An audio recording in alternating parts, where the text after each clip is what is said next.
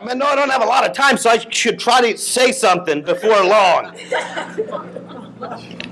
I was thinking number one, this is the most drinking-ass group of people I think I've ever met in my life. You guys really, New Beginnings should be like a rehab center.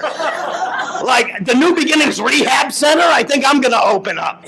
Which is funny, because if you type, like, New Beginnings on Google, like, most of them are rehabs and shit. I'm like, it could be a perfect place to move all you guys right through that system.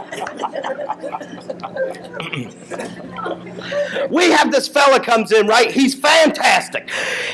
He's Judy was saying the guy in his 30s is older, but as I age, people in their 40s are young people to me, too.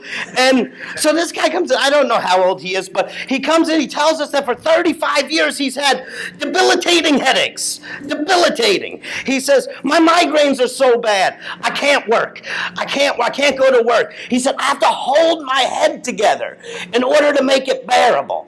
And I said, for 35 years it's been like that? Yeah. How often? 4 or 5 days a week. I'm like, so you mean like you can just cross 220 days right off the damn calendar? Like when you start in January, you're like, 220 of them are gone. I'm like, that sucks. What are you doing? I tried everything. I done this, I done that, I done the other. He says, right, what we're doing now is my neurologist. I go there every 3 months. He gives me 36 shots of Botox in my forehead and my scalp. Oh my God. That's the current method of scientifically approved treatment. And I looked at him and I thought, the skin on his forehead's like a 17-year-old Japanese woman. I mean, he's got the youngest looking forehead I ever seen. All of a sudden, I'm like, I can show movies on his forehead, for crying out loud, if I had a projector. Not a wrinkle on the son of a bitch. And I'm like, the rest of his face is his age, but his forehead is youthful. So he was sent to us from the rabbi who had the same problems years ago, and the rabbi got better, so his rabbi sent him. And I said, well, I'm glad you're here. Everything changes for people here. I don't know what's going to change for you, but most people, we far exceed their expectations. You know, most people come here for some shit, and that shit they keep, but other stuff gets better. It's really cool. Like, I'm the worst. I hate when someone comes in with back pain because I have no luck with those people at all. No luck with those people at all. They kind of aggravate me. They slow things down, right? Because it's like room one and, you know, oh, here he comes. Oh, shit. Can you send somebody to pass him? Send a healthy person to pass him. I can get them out of here by the time they get in here. So some great things are going to happen for you, I'm sure. He said, you know, what do you think I should tell my doctor in the meantime? And I said, if I were you, I'd tell him the headaches are moving under your eyes a little bit.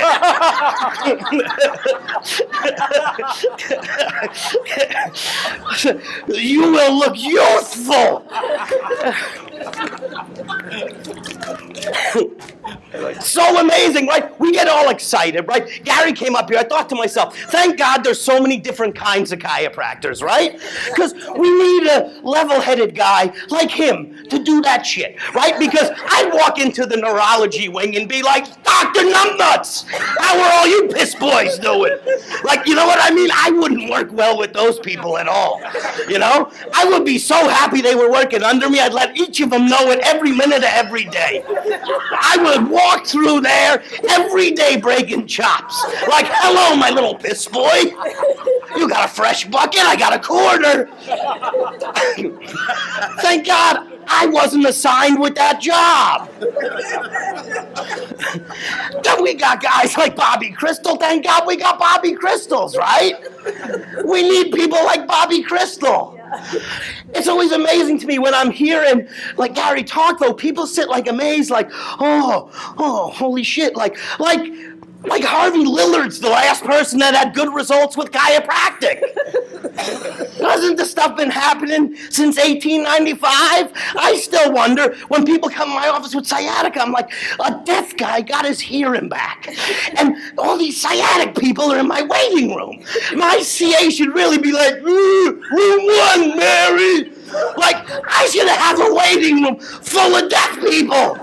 Why does everyone come to see me with sciatica?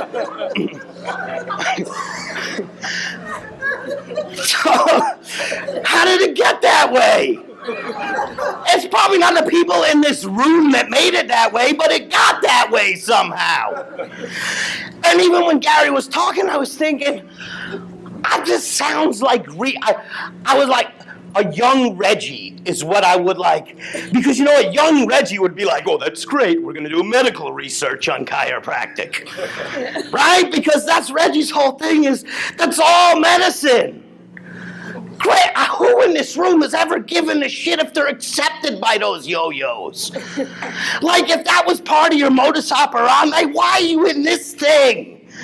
They don't like you and they never will. If this research comes back gold, you know how many people they're going to send you? None! You know, look at that. Blood pressure study was wonderful, right? By the medical doctor in Chicago. And I'm sure all the medical doctors read all the research and now they're eager to send all their people with high blood pressure to you and me, right? Sometimes I think like we think we're getting such huge things done, and I'm like, it's like a flash in the pan. You know, because we still continue to try to base our results on somebody else's paradigm. You know what our results should be? You know what? When I look at chiropractors' lives, I think, I want a piece of that. Our lives say more about us than anything ever could. Our families say more about us than anything ever could. You know, the way we fellowship with each other says more about this room full of diverse people than anything ever could. And, you know, we all do the same. Well, I shouldn't say that because some of y'all are mixers. I was going to say we all do the same thing in our office, but we don't. Some people talk about how big the power that creates and life and then multi-level marketing ketones and shit. Right? Like, oh, you know, like the power that made the body heals the body, except you should have some of these ketones. Or magical coffee. Or an enema, or what did Sid say? A high colonic. You know, so how big is the power of life? How big is life? It's even bigger than that. Oh, Judah got me she got me fired up. I feel like breakdancing and shit up here. It's even bigger than that. You know, we get busy playing other people's games, and the game is living innately. You know why amazing things always happen to me? Because I live innately. Have you seen my wife? Take a look at me. Now, when we met, I didn't have this. I maybe should buy some of those ketones, right? I should work out like the speaker that's after me. If I spend 2 hours in the corner there, this might turn into abs. But my beautiful wife, my beautiful everything good happens to me. Everything good happens to me. Do you understand that my mantra in life is pretty much everything good happens to me? I am an absolute blessing factory. If you become associated with me, you are blessed. I will bless you. I'll bless you coming in. I'll bless you going out. I will be a blessing in your life. It's going to be difficult because I'm very closed and I don't want too many all bitches in. But in my life, I'm a blessing factory, right? Because we live to be abundantly blessing others. Yes. And we do it by the most loving thing we could ever do.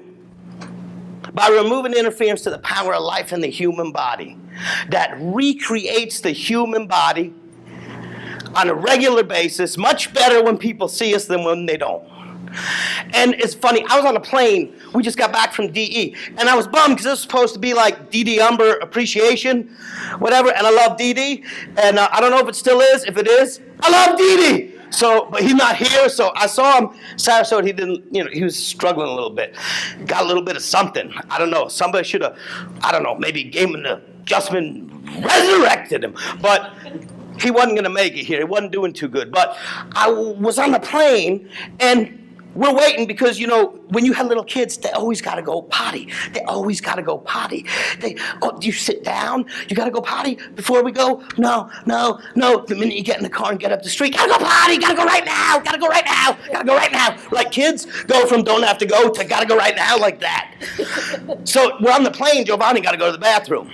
So I'm sitting there in the bathroom, and this lady, she's breastfeeding her baby. Now, you know, when you're a chiropractor, you just see that, and you're like, yeah, like you feel like your cousins already. Because, like, thank God someone's doing some natural shit, right? Because sometimes you see them pouring that glue formula down the baby's throat, and the baby hiccup and cement all over the baby's face.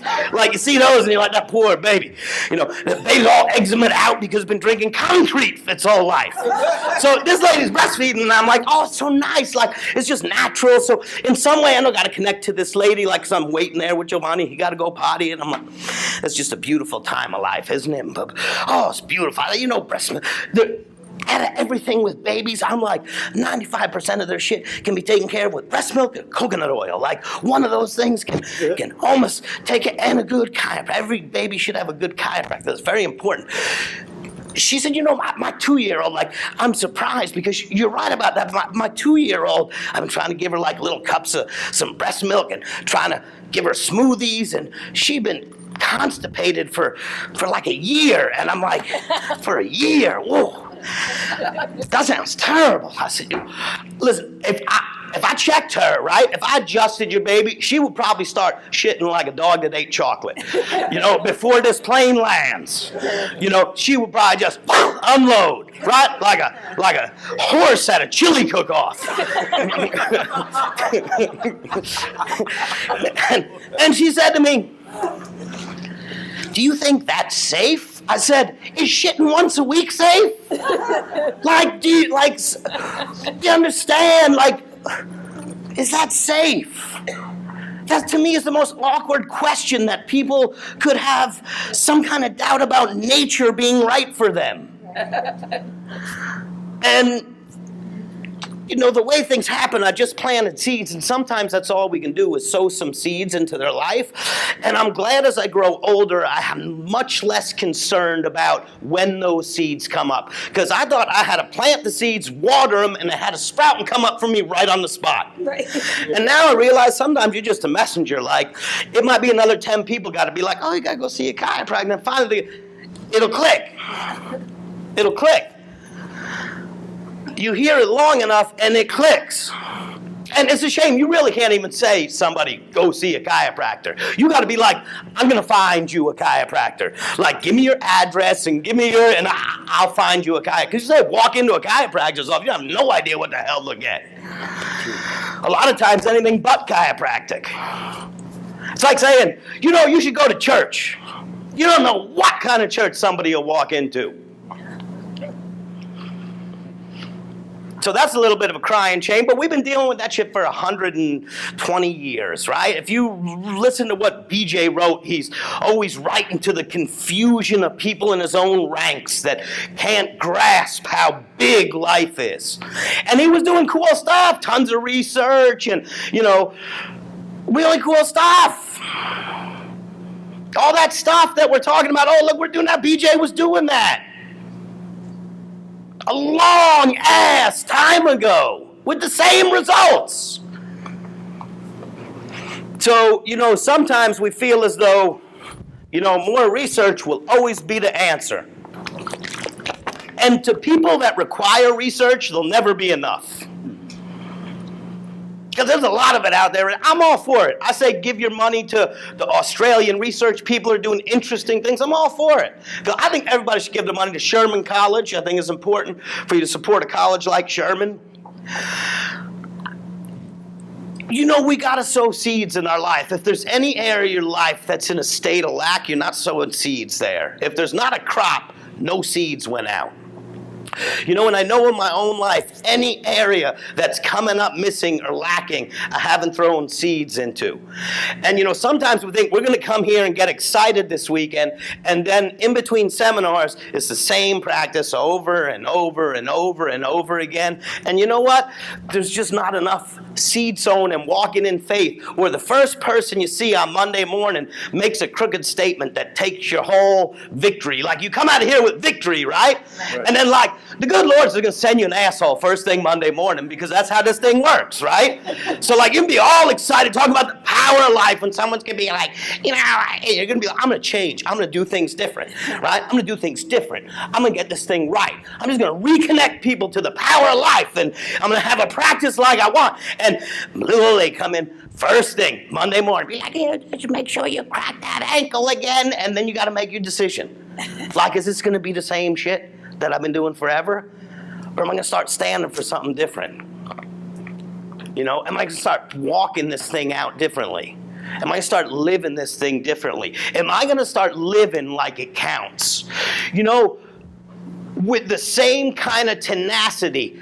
There's a woman that just started with us. We saw her and my son are in school together, and she got a twitch. She does this when she talks, and if you're talking to her, you kind of do it with her, like like she goes, and you look like you follow her, and it's amazing that like she's a beautiful woman, she's a bright light, she's always happy, she's really like I love her dearly, but that twitch I was always like I tell Tony and I visualize like adjusting her, like I just want so much to take care of that woman, and. So she's recently become part of the practice, but what dawned on me was that, why did it take that for me to feel that way? I should feel that way about every damn person that I look at. Yeah.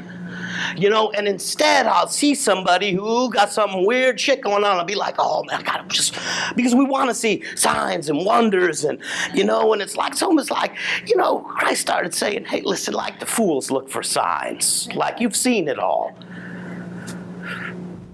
And I thought I should look at everybody like I look at that woman. You know, and I don't know what'll happen for that woman. I have no idea, but I know she's beautiful. She's getting fantastic chiropractic care, and she's beautiful. But everyone should be looked at the way I looked at that woman. And my mind should work that way on everybody that I see. Right? With the same sense of urgency. Because when that kind of urgency is cast out, there was no way that woman was not going to be in our office. There was too much intense focus and thought on her being in. So, you know, now I like, make it bigger. Go to Costco and just sit there, right? And watch the people coming in and be like, this is my waiting room. This is my waiting room. Woo, look at all the people coming in, like, keep that right here. If that's happening immediately or not, we believe and we never doubt, right? Because doubt just kills all the seeds that go into the ground. Then you gotta start farming all over again. Every time you kill all those seeds, it's not like, oh, we'll pick up where we left off. Nope. You gotta start the whole damn farm over again. You know? So take good care of your seeds. So I love you. There's not a damn thing you can do about it. Thank you. Great. Super.